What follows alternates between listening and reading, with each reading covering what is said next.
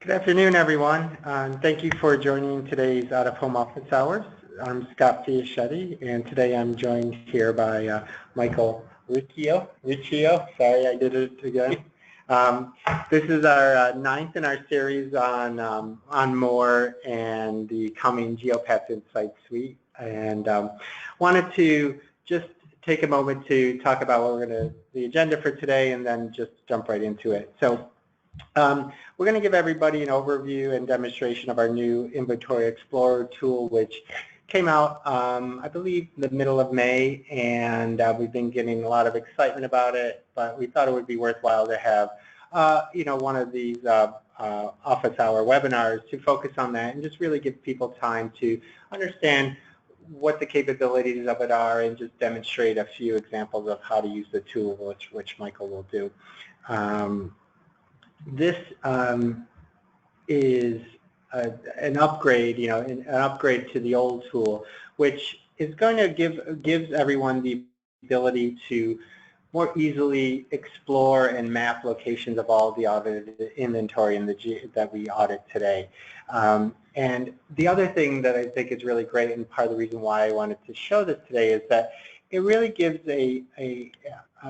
it gives a highlight of some of the coming capabilities that are going to be in the new Geopath Insight Suite in terms of the visibility, the visualization, the mapping, etc., the iconography, just a lot of those little features you're going to start seeing and recognizing, and functionality you'll be recognizing as we start to develop and release other aspects of the Geopath Insight Suite. So we thought it'd be great to do that today. And just a couple bits of background. This is on our website, geopath.org, and it's a public-facing tool. And so that means members and non-members are able to use this tool, but also it gives a sense of roadside inventory as well as transit, and also non-measured member inventory will be coming soon. But as I said, there's a lot of increased functionality that we want to take you through today, and I just want to highlight a few of them. So given the old tool, if you use the other inventory, the Market Explorer, I believe is what we used to call Market Locator tool. If you use that in the past, you'll quickly recognize that this is much easier to use and has much more features and functionality, and some of them being just the basic mapping capabilities that we're going to be able to have with it. So you'll be able to map standard DMAs or by county, but also another great tool is you'll be able to draw custom areas, which Mike will demonstrate for everybody. And also you'll be able to you can filter inventory by operator as well as by specific media type, and use that to kind of filter and narrow in as you explore any given market or market area. And then you can see as the picture on the right shows the different iconography that's there that really helps show and gives us a sense of the facing direction of the inventory that you're looking to explore, as well as additional information on pieces of audited inventory in terms of location, etc. And again, we'll give you a highlight of that as well. And then there's updated links to all the operators as well. And all that said, all this can be exported into a CSV file, which you can export out and do additional analysis on. So without further ado, I want to hand it off to Mike, let him go through and give you a demonstration. But I also want to say, as we're going through this, please feel free to reach out with any questions through the question module within the webinar with the webinar tool, and we'll pause at different aspects to make sure that we're answering people's questions. So I'm going to hand it off to Mike, and I'll take us to the site. We'll go from there. Hi everybody, my name is Michael Riccio. I'm the Geospatial Administrator here at Geopath, and we're going to show you today, like Scott said, the inventory tool. So here's the Geopath website, and to get to the Inventory Explorer, you just click on our organization, and it's in the same location where the old Market Locator tool was also located. And so we see it right here on our organization page, Inventory Explorer, and then you could click onto it. And when you do that, it opens up the application, and you see the terms of conditions. We just agree to that. And then we're faced with sort of our first decision to make to use the tool. We see the map interface, and we see the sidebar here, right? And the first thing we have to decide is whether or not we want to look at roadside inventory or transit inventory. In this case, for our first example, we'll look at roadside inventory, right? Once we click that, we get a whole list of new options. And like Scott said, one of the first things we have to do is decide on, the market in which we want to search. And so we could use a predefined one, like a DMA or a county, or we could draw one on the map. So first, let's take a look at using a DMA. And so say I want to look at the Austin DMA, Austin, the site of the next year's Geopath conference. And then once we've decided to look at the Austin DMA, we could leave the county blank. Any of these options could always be left blank. But since we're choosing the Austin DMA, we don't need to choose a county. But if we wanted to, we could always see, here are all the counties within the Austin DMA. But then we have to decide whether or not we want to look at what media type or which operator, or if we wanted to, we could also do both. But let's just look at, let's say, bulletins in the Austin DMA. And I click execute to run the search. Takes a second, and then it zooms to the Austin DMA, and you see the footprint of all the bulletins in that market. And so under this results tab, we see there's 673 features found, and we could scroll through all of them if we wanted to. We could click on it, and we'll zoom to that specific board, and it will also give you the basic information about that board. So we have the Geopath panel ID, which is a good reference. Then we have the operator ID, so that's the actual Lamar ID number that we have in our system. Then it's in the Lamar Austin division, and we can click through to their website as well. And so where available, it actually goes to the local operator website. So Lamar, since they have local websites, it goes to the Lamar Austin website. Then we could also see things like height, width of the actual panel, and the direction in which it's facing. Right? And if I wanted to just use the map like I would, say, Google Maps, very similar. I could zoom in, pan around, right? We see along this I-35 corridor, there's numerous bulletins facing both directions. So this one's facing north because the flat side of the half circle is facing north, and this one's facing south. So that's, two panels on the same structure, north and south facing. Okay. For our next example, we're going to look at setting up a custom area. And so what we'll do is I'll just even reload the page. So we're looking at a fresh version. I agree again. And then now I want to explore roadside inventory again. Right? So say I wanted to look at a specific neighborhood in Chicago, say. I wanted to specifically look at the Loop area of downtown Chicago. So I could zoom in on the map. I see where Chicago is, and I just keep zooming in. And if I knew exactly where the Loop area was, I would be able to draw on the map to determine that area. So I know it's this general area, so what I'll do is I'll optionally draw an area to search. And there's 3 different ways I could do that. I could drop a point, draw a line, or draw a polygon.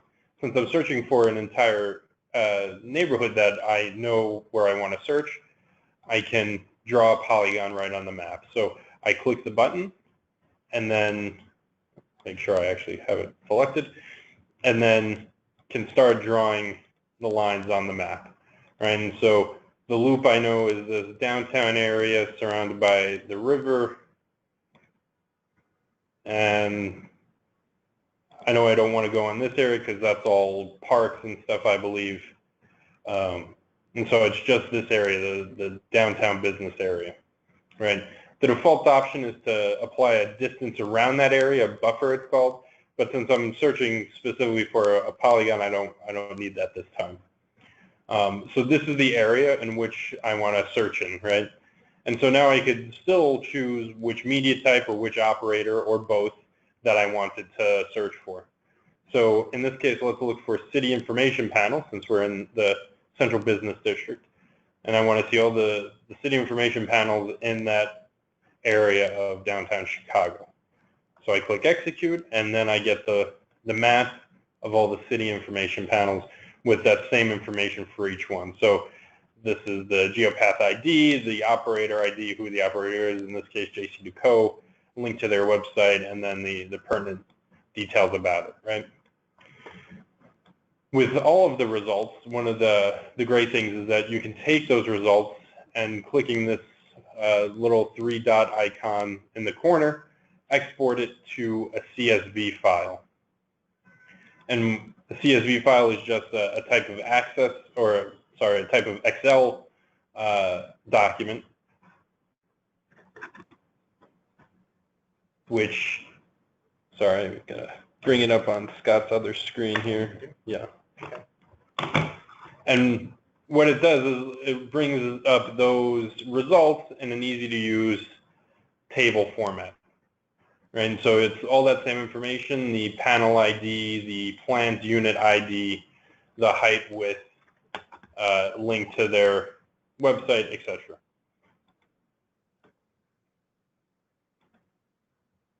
Say instead of a neighborhood in Chicago I wanted to search, I just wanted to search along a street in this area. Right? And for the last example, I used the polygon tool, right? But for this example, I'm going to use the line tool. So say instead of the loop neighborhood, I just want to search along the Michigan Avenue corridor in Chicago. I see where Michigan Avenue is on the map, and I could just draw a line to mirror that avenue. Now is when I actually want to use a search distance, because the line itself doesn't have any area to search, it's just a line. And so I'm going to apply a distance to search. In this case, I'm going to change it to 100. And instead of miles, I want feet. And so you're able to choose a whole bunch of different... I love nautical miles. Yeah, nautical miles, always an option. A bunch of different units of measure, and then you could enter in whatever type. But so you see the map updates to show the area that it's going to be searching. So it's just this corridor. Instead of city information panels, I'm going to want to search just everything that's in that corridor. So I can select in backspace to clear it out, just like I would anything else. And so this is the area I want to search. I'm going to search for all the inventory in that area. And so now I have a list of all the out-of-home media that Geopath audits within 100 feet of Michigan Avenue between the river and almost to Congress Street in downtown Chicago. And so we see it's, typical what you might expect, a lot of transit shelters and things like that along. But we also have the city information panels that we looked at before, and we have out front bike kiosks in downtown Chicago as well. And again, these can be exported out. The final thing you would be able to do to draw a specific area, right, is to just drop a point on the map. So I'd be able to click this area and say, I want this intersection here, 100 feet from that intersection. Let's bump that up to, say, 500 feet. And then I get everything in there as well. So again, a lot of transit shelters, city information panels. We have some urban panels there, digital urban panels, bike kiosks again.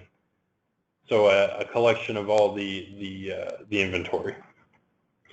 So Mike, if just a quick question. Sure. So if you're using this on your mobile device, does it sniff where you are and you can use it to point to a location? Absolutely. So some of the other cool things that we could do with this, like Scott said, we could search for our current location. So we could even do that on the computer here.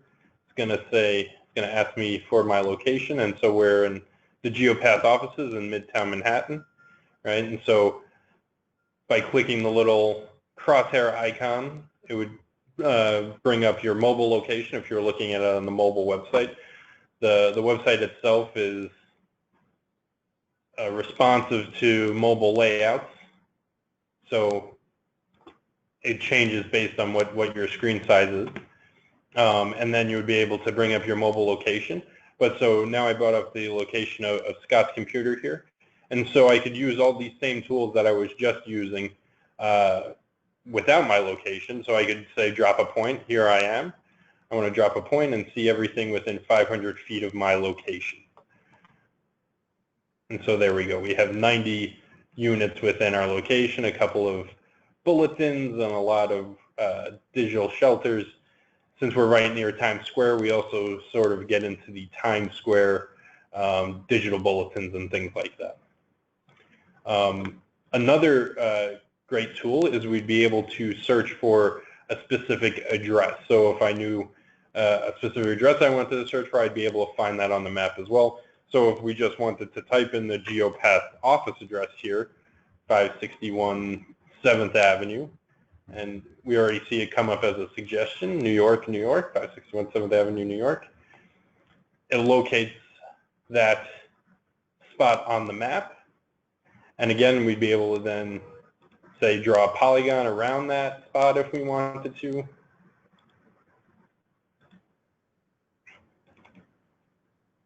And again, I want to turn it off since it's a polygon, but execute that, and 23 in that area. Well, now, again, I'm just using this as a reference point to be able to use these other tools that are around, that I know how to use, that are an option for showing the area around that address I found.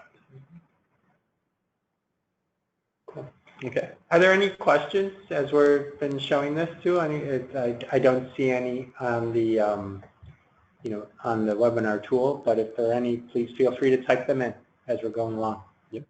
And so that's pretty much everything in the roadside searching tool, right? The same thing for counties. If we wanted to search a county real quick, you see you get the entire list of counties. If you start typing in, say, Queens County, right, we see it offers some suggestions as you type in the information. So we wanted to look at Queens County, New York, here in the city, and I just wanted to see, here are all the operators in Queens, New York. This is a quick reference. I'm just able to see, well, here are all the operators. But now if I wanted to choose one, let's say JC2Co, and I just wanted to see all the JC2Co information in Queens, it will load that up. Since I'm not setting a specific area, JC2Co, since they have transit shelters, has quite a bit of inventory in Queens. So it's over 1,600 pieces of inventory. Okay, yeah, so now let's refresh the page so everything's fresh. And we'll take a look at, sure. We have a question? You have a question. Can I get mine?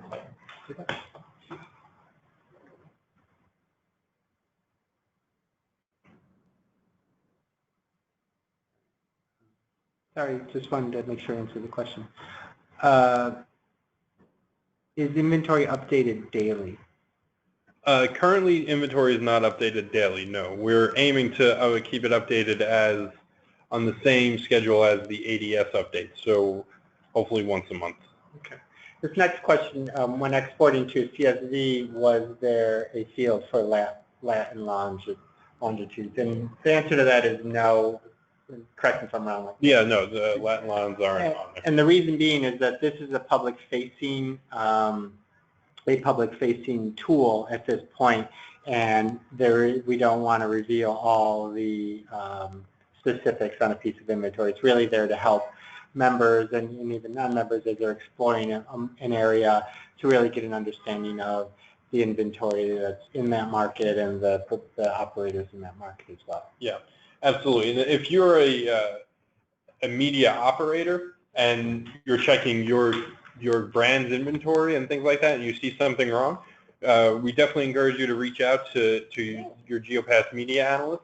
You could also go on to Tab View Online and update the information yourselves using the web interface. But if there's a bulk of information that needs changing, that's definitely one of the things you can reach out to us for. And of course, the tool displays inventory for members that are in good standing of Geopath. But so we looked at roadside inventory, and so now we'll do an example looking at transit inventory. Transit inventory is, we manage transit inventory a little bit differently than we do roadside inventory. So instead of sort of discrete points for transit, we have the markets in which transit operates, right? But you're still able to get a detailed list of the different media types that are within a specific market. So for example, if I wanted to look at the Boston DMA, right, I'm going to now get selection options that are only the selection options that are available in the Boston market. So Boston has bus interior, ferry interior, rail interior, and stations. And then these are the media types that are available in Boston and the operators that are available in Boston, and then the actual systems, the transit systems that are available in the Boston DMA. Right? So if I wanted to just see, I want to get a list of all the bus interior options in Boston, I would just choose that. Or actually, let's choose bus exterior, a little bit more robust there. Bus exteriors in Boston. We'll think for a second.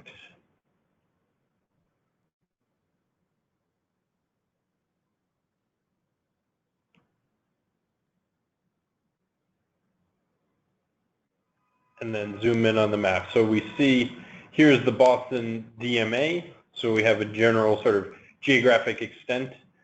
And then we see the different operators and what types of bus exteriors they have, right? So we see Direct Media has bus exteriors in the Plymouth system. Out front has General Kings on MBTA, but then Out front also has by specific locations, and the Cabot Garage, the Albany Garage of MBTA, and the different types, so Kings, fullbacks, full wraps. And so you'd be able to export all of these as a CSV as well to, probably get a better understanding of the different options that are in that market. And same thing if we wanted to clear out the Boston DMA, so it's just backspace. Right. And so say we just want to look at, I want to see what markets ferry interiors are located in, for example, right? Because any of these options can be left blank. We see that there's only 2 markets in the nation where we have ferry ads in the system, right? And so one of them is Boston, the other is New York. New York being the Staten Island ferry interiors, and then Outfront Media has the MBTA ferries in the Boston DMA. So again,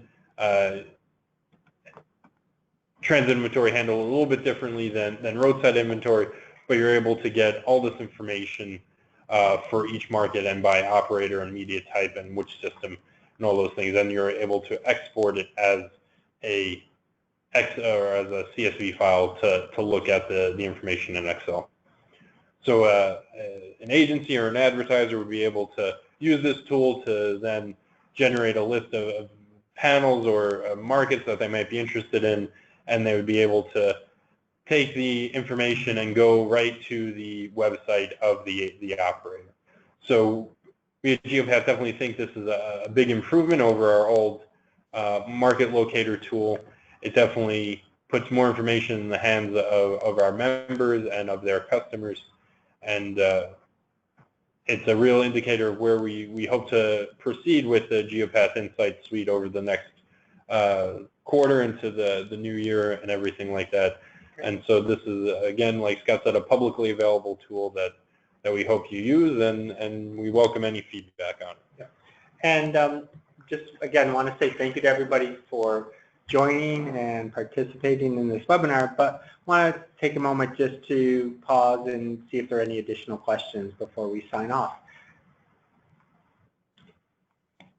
And as anybody may be typing questions in, I always want to point out that if you ever have any questions after the webinar or anything like that, please always feel free to reach out to us at geekout@geopath.org. We can answer, that's our digital helpline, and we can always answer any questions there as well. And this webinar will also be made available on our YouTube channel in the coming day or two.